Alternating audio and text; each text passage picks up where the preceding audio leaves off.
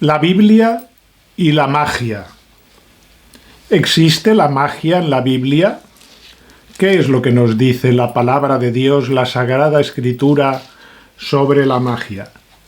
Veremos hoy cómo la condena sobre la magia, sobre la adivinación por parte de la revelación de la Sagrada Escritura es determinante y es sin ambages.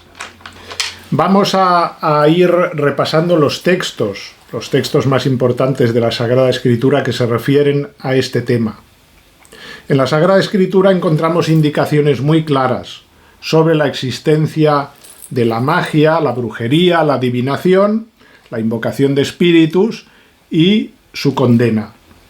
Empecemos. Ezequiel 13, 17, 23. Y tú, hijo de hombre, pon tus ojos en las hijas de tu pueblo, que profetizan a capricho suyo, y profetiza contra ellas. Di, así habla el Señor, Yahvé. Ay de las que se hacen cintajos para todas las articulaciones de las manos y lazos sobre la cabeza de toda talla para cazar las almas. ¿Creéis que cazando las almas de mi pueblo mantendréis las vuestras?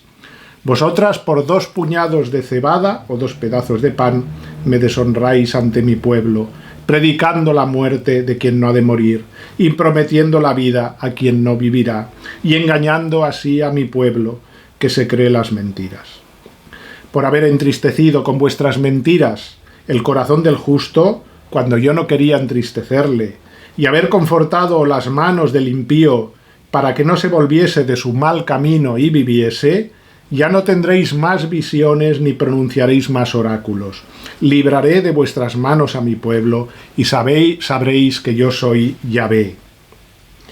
De la misma manera se fustiga con dureza la magia de la reina Jezabel, aquella reina perseguidora, tremenda, terrible, de profetas.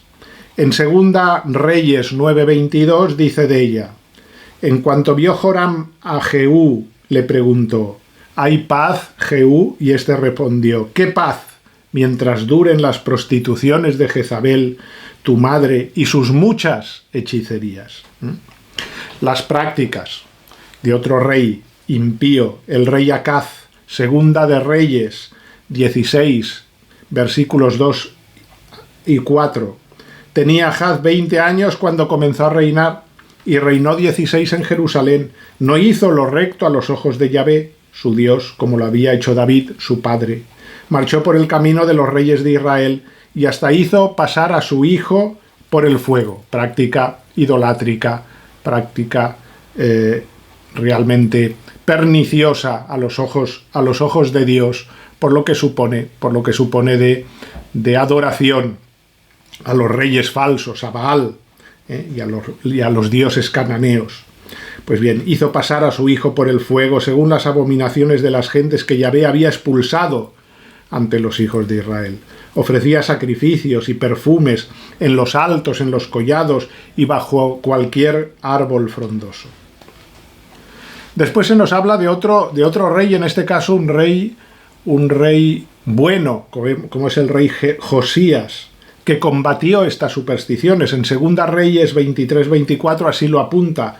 Además hizo Josías desaparecer a los evocadores de los espíritus y a los adivinos, los terafim, los ídolos, todas las abominaciones que se veían en la tierra de Judá y en Jerusalén, para poner en obra las palabras de la ley escritas en el libro del sacerdote Elías que había encontrado en la casa de Yahvé. Otro rey, Manasés, que cae también en la superstición, en la idolatría. 2 de Reyes 21, del 1 al 6. Manasés tenía 12 años cuando comenzó a reinar y reinó 55 años en Jerusalén. El nombre de su madre era Jepsibaj. Hizo el mal a los ojos de Yahvé según las abominaciones de las gentes que Yahvé había expulsado delante de los israelitas, los cananeos. Volvió a edificar los altos que había destruido su padre Ezequías, desde los lugares donde se ponían esos altares al dios falso, a Baal. Alzó altares a Baal e hizo un cipo como lo había hecho Ahab, rey de Israel. Hizo pasar a su hijo por el fuego, Nuevamente vemos, practicó los presagios y los augurios, hizo traer los adivinos y nigromantes, haciendo mucho mal a los ojos de Yahvé y provocando su cólera. Este es el juicio que hace la Sagrada Escritura en el Antiguo Testamento de estas prácticas de los pueblos paganos. Jeremías 28, del 8 al 9. Porque así dice el Señor de los ejércitos, el Dios de Israel: no os engañen vuestros profetas que están en medio de vosotros, ni vuestros adivinos, ni escuchéis los sueños que sueñan, porque os profetizan falsamente en mi nombre. No los he enviado. Isaías 8:19. Y si os dijeren, preguntad a los encantadores y a los adivinos, que susurran hablando, responded: ¿no consultará el pueblo a su Dios? ¿Consultará a los muertos por los vivos? Esta debe ser la actitud del verdadero creyente. ¿Por qué voy a consultar a esos adivinos, ¿no? Y no a mi Dios, a confiar en Él, en su misericordia, en su providencia? ¿Para qué consultar a los muertos si mi Dios vive? Oseas 4:12. Mi pueblo consulta a su madero y su palo le adoctrina. Ídolos. Porque un espíritu de prostitución le extravía y se prostituyen sacudiéndose de su Dios y abrevando en los dioses falsos. ¿Cuál es el juicio de Dios, del Dios de Israel, sobre los magos?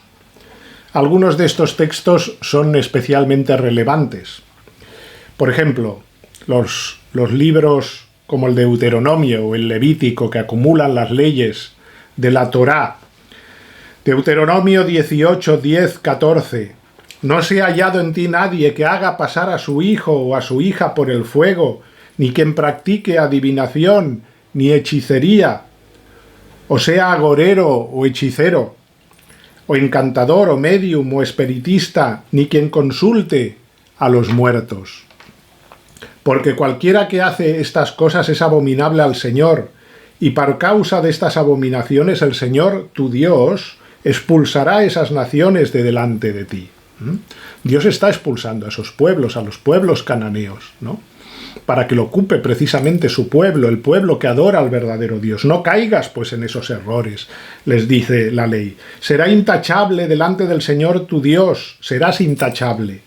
Porque esas naciones que vas a desalojar escuchan a los que practican hechicería y a los adivinos, pero a ti el Señor tu Dios no te lo ha permitido. Esta es la gran diferencia entre el pueblo de Dios, que adora al único Dios, y los pueblos idólatras, paganos. Levítico 19:26. Ni seréis adivinos ni agoreros, dice categóricamente. Levítico 19:31. No os volváis a los médiums, ni a los espiritistas, ni los busquéis para ser contaminados por ellos. Yo soy el Señor vuestro Dios. Levítico 26.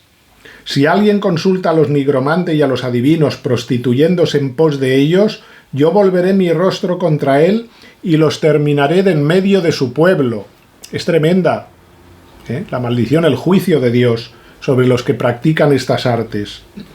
Levítico 20:27.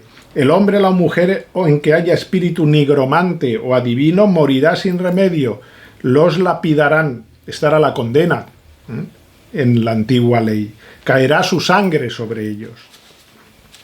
Hay un episodio del Antiguo Testamento, en 1 Samuel, que creo que no hay que pasar por alto.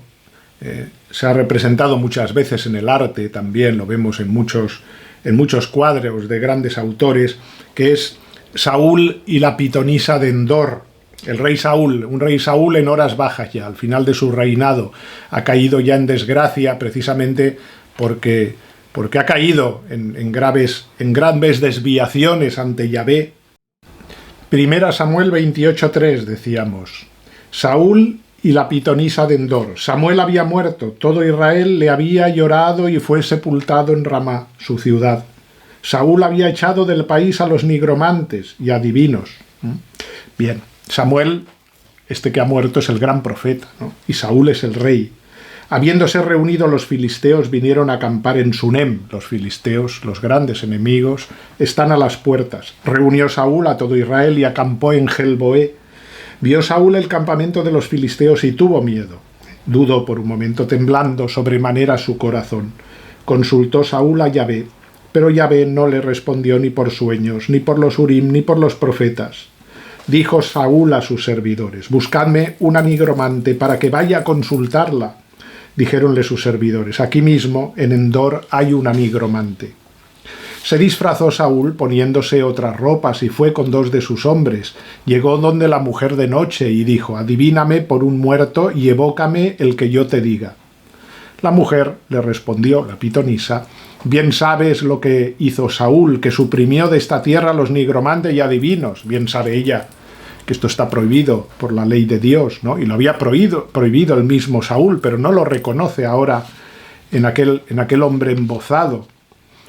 ¿Por qué tiendes un lazo a mi vida para hacerme morir? Saúl juró por Yahvé diciendo: vive Yahvé, ningún castigo te vendrá por este hecho.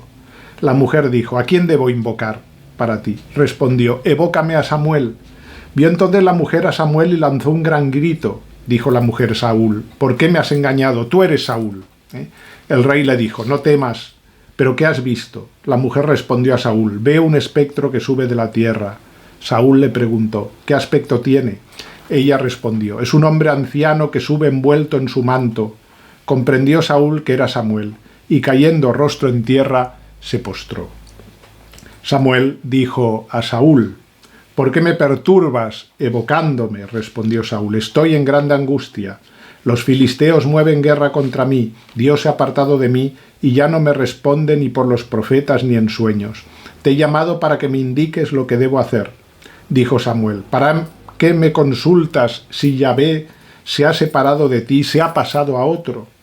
Yahvé te ha cumplido lo que dijo por mi boca. Ha arrancado Yahvé el reino de tu mano y se lo ha dado a otro, a David, porque no oíste la indignación de su ira contra Amalec. Por eso te trata hoy Yahvé de esta manera. También a Israel entregará Yahvé en manos de los filisteos. Mañana tú y tus hijos estaréis conmigo. Yahvé ha entregado también el ejército de Israel en manos de los filisteos. Al instante Saúl cayó en tierra, cuán largo era. Estaba aterrado por las palabras de Samuel. Se hallaba además sin fuerzas porque no había comido nada en todo el día y toda la noche. Bien, es el fin de Saúl, de sus hijos, de su estirpe, ¿no? Como apunta después Primera Crónicas 10:13. Saúl murió a causa de la infidelidad que había cometido contra Yahvé, porque no guardó la palabra de Yahvé, y también por haber interrogado y consultado a una nigromante. Esta es la causa de la desgracia definitiva del rey Saúl. El castigo de Dios es claro. En muchas ocasiones lo vemos en la Sagrada Escritura. Es constante e inequívoca la condena de la magia, de todas las prácticas de la magia. Estamos abundando en muchos textos, pero no es exhaustiva la lista de textos, hay más. Miqueas 5:11: y te quitaré de las manos tus hechicerías, y no habrá más agüeros en ti. Sabiduría 17:7: las artimañas de la magia no sirvieron para nada, y su pretendida sabiduría recibió un tajante desmentido, porque aquellos que se jactaban de sanar a los espíritus de sus perturbaciones y de sus temores eran presa de un miedo ridículo. Sabiduría 12:3-4: así pasó con los antiguos habitantes de tu tierra. Los aborrecías debido a sus prácticas detestables, su brujería y sus ritos impíos. Malaquías 3:5: cuando venga a ustedes para hacer justicia, exigiré un castigo inmediato para los hechiceros y los adúlteros. Nahum 3:4: así paga sus muchas prostituciones la prostituta de encantadores atractivos, maestra en sortilegios, que engañaba a los pueblos con sus prostituciones y a las naciones con sus sortilegios. Y el gran profeta Isaías, en el capítulo 47, lanza unas invectivas tremendas, ¿no?, contra los adivinos y los idólatras. Capítulo 47 de Isaías, decíamos: ambas cosas te vendrán de repente en un mismo día, la orfandad y la viudez en toda su plenitud, vendrán sobre ti, a pesar de tus numerosos agüeros y de tus poderosos encantamientos. Tú estabas fiada en tu maldad y decías: no me ve nadie. Tu sabiduría y tu ciencia te engañaron, y decías en tu corazón: yo y no más que yo. pero van a caer sobre ti un mal que no sabrás conjurar, y caerá sobre ti una ruina que no podrás borrar. Vendrá de repente sobre ti una devastación sin que lo sepas. Acude pues con tus encantamientos, con tus muchas hechicerías, con que te fatigas desde la niñez. Quizás puedan servirte, quizás puedan hacerte terrible. Estás cansada de tanto consultar. Que se presenten pues que te salven los que dividen los cielos y observan las estrellas y hacen la cuenta de los meses, de lo que ha de venir sobre ti. Helos aquí como briznas de paja que ha consumido el fuego. A veces Dios no castiga, sino que pone en su sitio a los engañadores, los ridiculiza, como en el caso de Moisés, que supera los encantamientos de los magos de la corte del faraón, humillándolos, o bien Elías, que pone en un brete a los sacerdotes de Baal, que son incapaces de mover a su Dios, a hacer caer fuego del cielo para consumir las ofrendas sobre el altar. En la Escritura también tenemos el caso del rey Nabucodonosor. Este rey llamó a los adivinos, a los astrólogos, a los magos para que desvelaran el sueño que él había tenido, pero no pudieron hacerlo. En cambio, el joven Daniel, el profeta, va a ser el único que sea capaz de descifrar el sueño de Nabucodonosor. Vinieron magos, astrólogos, caldeos y adivinos y les dije el sueño, pero no me pudieron mostrar su interpretación. Entonces el rey dijo que iba a matar a todos los adivinos, magos, astrólogos y sabios. Entonces Daniel, hombre de Dios, dijo al rey que él le diría cuál fue el sueño y la interpretación. Es Daniel capítulo 4. Dios le revela la interpretación a Daniel del sueño del rey y la interpretación fue real y el rey Nabucodonosor reconoce que Dios es el único Dios verdadero. Entonces el rey Nabucodonosor se postró sobre su rostro y se humilló ante Daniel y mandó que le ofreciesen presentes e incienso.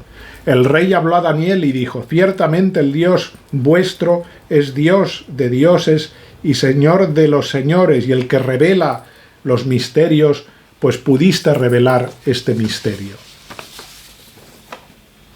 Jeremías 14:14. Me dijo entonces Jehová: falsamente profetizan los profetas en mi nombre. No los envié, ni les mandé, ni les hablé. Visión mentirosa, adivinación, vanidad y engaño de su corazón os profetizan. Ezequiel 13, 6, 8. Vieron vanidad y adivinación mentirosa. Dicen: ha dicho Yahvé, y no los envió Yahvé, y hacen esperar que se cumplirán sus palabras. ¿No habéis visto visiones vanas? ¿No habéis anunciado adivinaciones mentirosas diciendo ha dicho Yahvé, no habiendo dicho yo? Por tanto, así dice el Señor Yahvé: por haber hablado vosotros vanidad y haber visto mentiras, aquí estoy yo contra vosotros, dice el Señor Yahvé. Miqueas 3:7, para acabar con el Antiguo Testamento. Y serán avergonzados los profetas, y se confundirán los adivinos, y ellos todos cerrarán sus labios, porque no hay respuesta de Dios. Vamos pues ahora al Nuevo Testamento. ¿Qué nos dice el Nuevo Testamento sobre la adivinación, sobre la magia, la brujería, la hechicería? Las palabras del mismo Jesús, Mateo 24, 23, 27. Entonces, si alguno os dijere, aquí está el Mesías, cuidado con los falsos mesías, los falsos mesías, no le creáis, porque se levantarán falsos mesías y falsos profetas, y obrarán grandes señales y prodigios para inducir a error, si posible fuera, aún a los mismos elegidos. Mirad que os lo digo de antemano, si os dicen, pues aquí está en el desierto, no salgáis, aquí está en un escondite, no lo creáis, porque como el relámpago que sale del oriente y brilla hasta el occidente, así será la venida del Hijo del Hombre. Libro de los Hechos de los Apóstoles. En los libros de los Hechos de los Apóstoles vemos a la iglesia naciente, la iglesia de los apóstoles, enfrentarse en no pocas ocasiones contra magos y adivinos.